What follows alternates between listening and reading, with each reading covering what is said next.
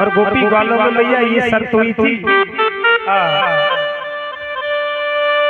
कि प्रभु भोग तो तेरा हम लगा देंगे, परंतु तुझको जिस पर्वत का भोग लगाना चाह रहा है ना, उस पर्वत को भोग खाना पड़ेगा।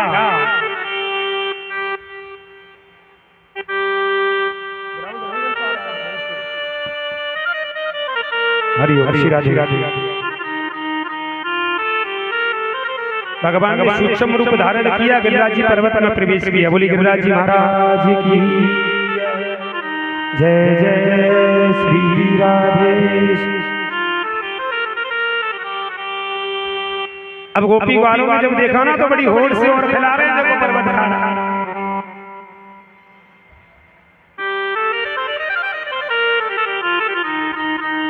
इंद्र को ये अवगत हुआ कि हर बार ब्रज के लोग मेरा पूजन करते थे, इस बार मुझे नहीं पूजा गया।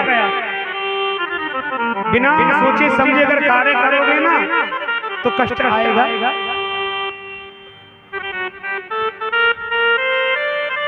सोचा नहीं, विचारा नहीं, लेकिन भैया आंधी बारिश तूफान करना प्रारंभ कर दिया। बोली गोविंद गोविंद भगवान की।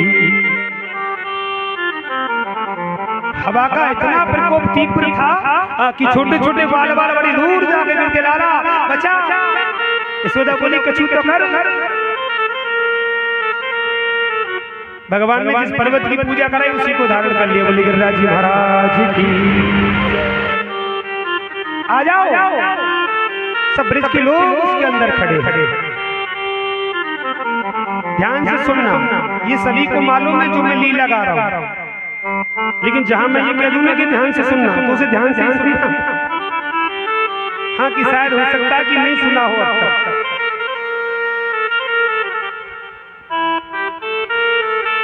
शास्त्र कहते हैं कि एक दिन वर्षा नहीं हुई थी, 2 दिन वर्षा नहीं हुई थी, लगातार 7 दिन तक जल वर्षा।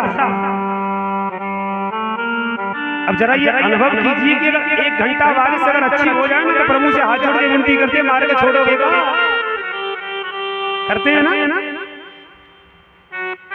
तो जरा ये सोचिएगा कि 7 दिन 24 घंटे लगातार चल जब वर्षा, कहाँ गया वो जल? अरे इतने जल में तो पूरा ब्रज गोकुल बह जाना चाहिए था, लेकिन फिर भी उपस्थित है।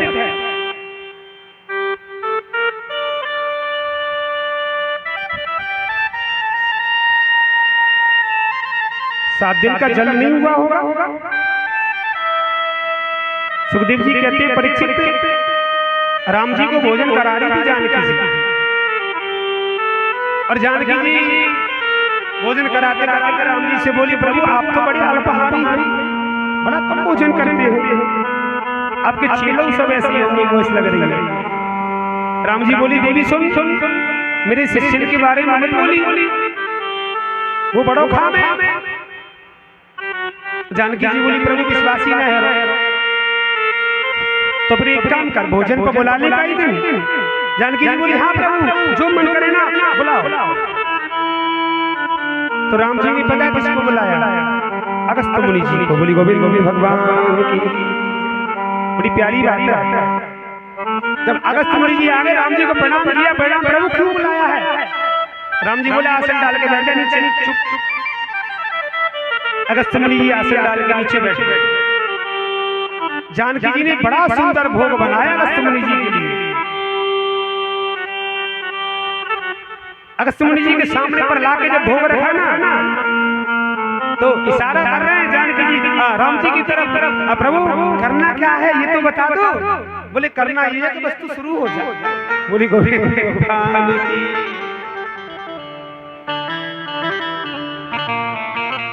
अगस्त्य मुनि जी भोग पा रहे हैं और जानकी जी बड़े प्रेम से भोजन करा रही है।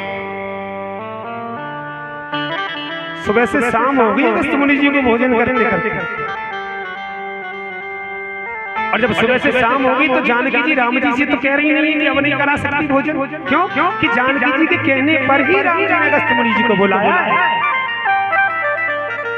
अब अर्ध भोजन करा करके कैसे किसी अतिथि को भेज थोड़ी दोगे भाई, पूर्ण रूप से ही तो भोजन कराओगे नहीं कराओगे।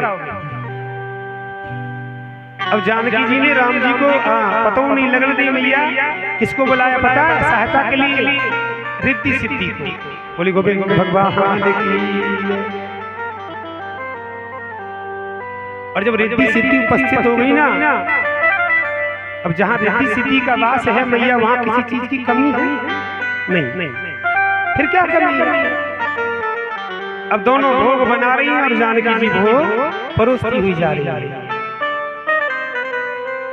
सुखदेव जी कहते हैं परीक्षित एक दिन निकल गया, 2 दिन निकल गए, 3 दिन निकल गए, भोजन करते करते 16 दिन हो गए। शास्त्र कहते हैं 16 दिन हो गए भोजन करते करते अगस्त्य मुनि जी को। जानकी जी तो चक्कर काटते काटते हार गई। अब जानकी जी के चेहरे की तरफ जब देखा राम जी ने तो अगस्त्य मुनि जी की तरफ इशारा कर रहे हैं, बोले रुक जा भाई। जानकी जी अगस्त्य मुनि जी के पास बैठ गई हार करके, बोले लाला जब अर्ध भोजन हो जाए ना तो ऊपर से आधा पानी पी लेना चाहिए।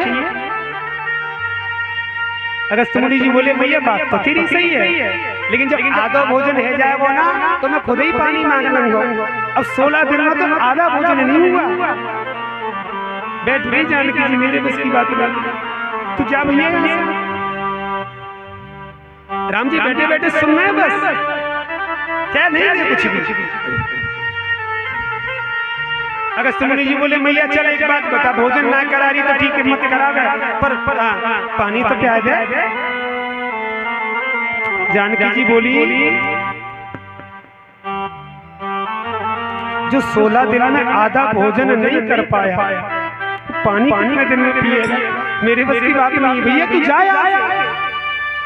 अगस्त्य मुनि जी बोले राम जी से प्रभु एक बात बताइए, ये कहाँ का विधान बना दिया कि बिना भोजन करा करके जल ग्रहण नहीं कराओगे? अरे जल तो ग्रहण कराना चाहिए। राम जी बोले तो सुन, थोड़ा इंतजार करना पड़ेगा। ठीक है प्रभु इंतजार कर लेंगे, और बता। तो बोले ठीक है इंतजार कर। आज 7 दिन तक जो जल बरसाना, आज द्वापर में आकर के अगस्त्य मुनि जी सारे जल को ग्रहण कर रहे हैं। बोली गोविंद भगवान की जय। जय जय श्री राधे श्याम। सखीरी बाके बिहारी से हमारी लड़ गई अखियां। देखिए कितना प्यारा भाव है मैया। अच्छा तुम मंदिर में जाते हो तो क्या भगवान के चेहरे को नहीं देखते हो? देखते हो ना। और उसके चेहरे को देख करके क्या मन करता? कुछ बोलने का, गाली देने का मन करता है? गाली भी दी जा सकती है अगर भक्त का भाव अच्छा। अरे उससे रिश्ता बनाना पड़ेगा गाली वाला भी। हाँ, और पिता का रिश्ता बनाओगे तो फिर गाली कैसे दे सकते हो भैया? अगर गाली देना तो फिर उससे मित्रता का रिश्ता जोड़िएगा। मित्रता के रिश्ते में सब माफी होती है। बोली गोविंद भगवान की जय। लड़ी गई अखियां मेरी, लड़ी गई अखियां सखी बाके बिहारी से लड़ गई अखियां। सखी बाके बिहारी से लड़ गई अखियां। बाके बिहारी से लड़ गई अखियां। लड़ गई अखियां सखी मेरी, लड़ गई अखियां। लड़ गई अखियां सखी, लड़ गई अखियां सखी। कुंज बिहारी से लड़ गई अखियां सखी। बाके बिहारी से लड़ गई अखियां। तालियां पीछे लगा दीजिए।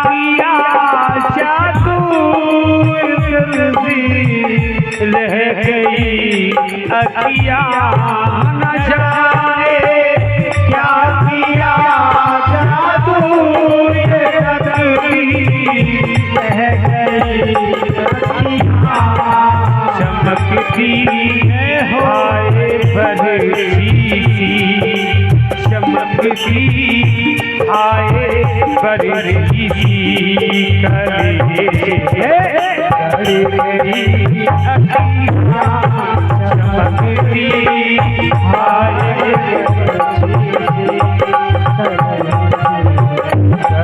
गई अखियाँ चमकती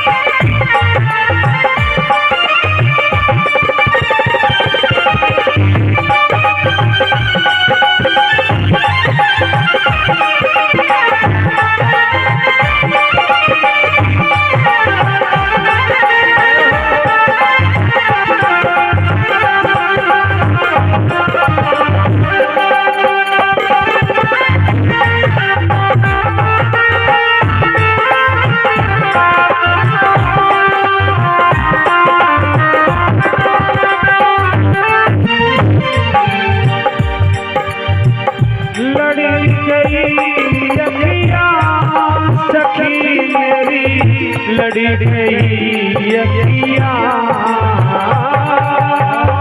लड़ी गई अखियाँ सखी, लड़ी गई अखियाँ सखी, हो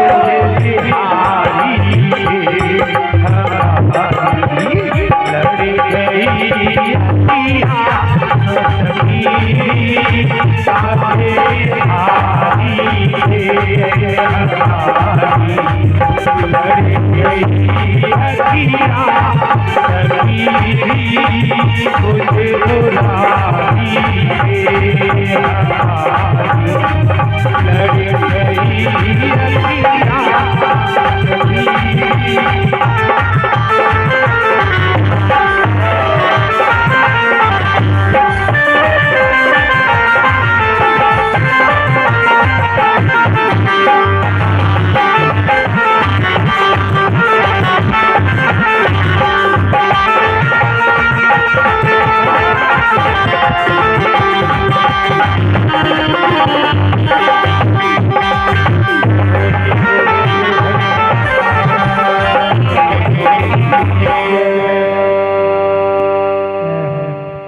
मामा आज ज्यादा मस्ती में हो, है क्या बात है।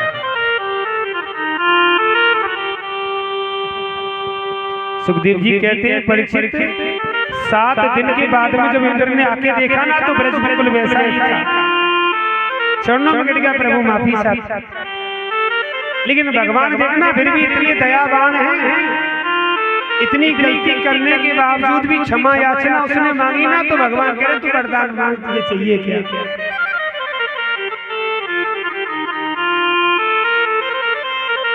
इंद्र बोला प्रभु आप ना मेरे पुत्र के हमेशा साथ ही रहना। पूरे महाभारत अर्जुन को अकेला नहीं छोड़ा था भगवान, छोड़ा था नहीं। पांडवों को भी घमंड हो गया था कि युद्ध हमने जीता है, भगवान ने फिर उनको आवाज कराया। बोली गोविंद गोविंद भगवान की। ग्वाल गोपियों ने जब ये दृश्य देखा ना कि कन्हैया एक बात बता, इतना बड़ा पर्वत तूने धारण कैसे किया।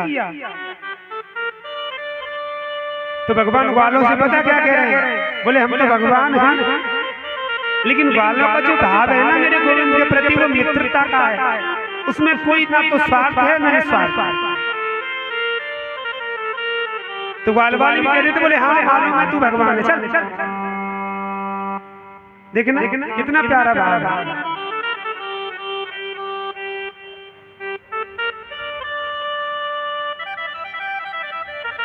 प्रभु ने सभी ये दृश्य दिखाया, इंद्र का मुख तोड़ा, ग्वाल वालों के साथ में यमुना पर पहुंचे, खेल खेलना गेंद का प्रारंभ किया।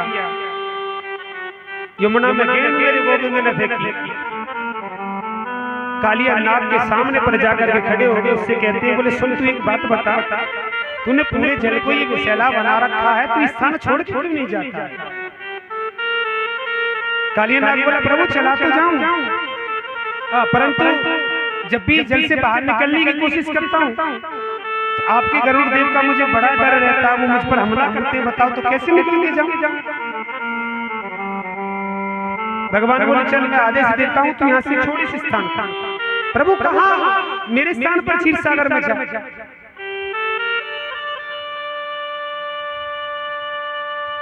गोपी ग्वाल खड़े होकर के माता यशोदा रुदन कर रही कि मेरे लाला जमुना में कूद गए। भगवान कालिया को समझा रहे हैं नीचे।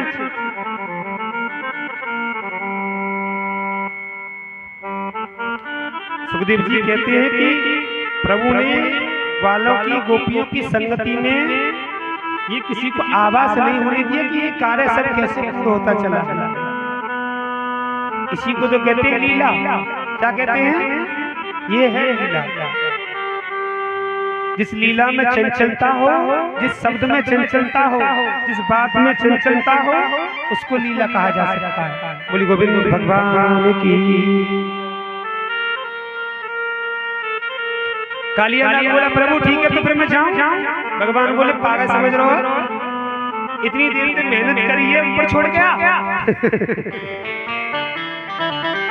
आज मेरे गोविंद ने कालिया के फल पर आकर के जब नृत्य करना प्रारंभ किया ना, मुरली को बजाया, गोपियों के कान में आवाज पड़ी यशोदा तेरा लाला आया। आज भगवान गोपी वालों को देख करके बड़े प्रसन्न हो रहे हैं। यशोदा ने लाला को जब दोबारा देखो ना तो बड़ी प्रसन्न है, बड़ी खुश है रही है। और मेरे गोविंद ने जब नृत्य किया, आप ही गुनगुनाए मेरे साथ।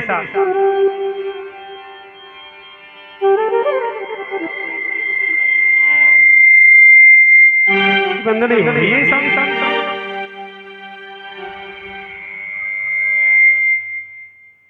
तू क्यों यही सीटी दे रहा है?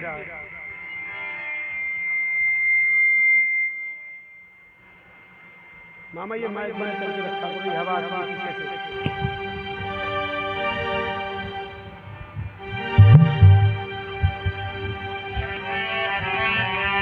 बोली गोविंद भगवान की।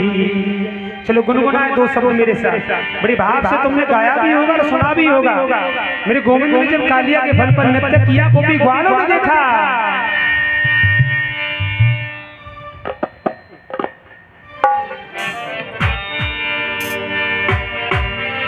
शेष नाग के फन पे मेरो नाचे रे कन्हैया मेरो, नाचे रे कन्हैया। नाग के फन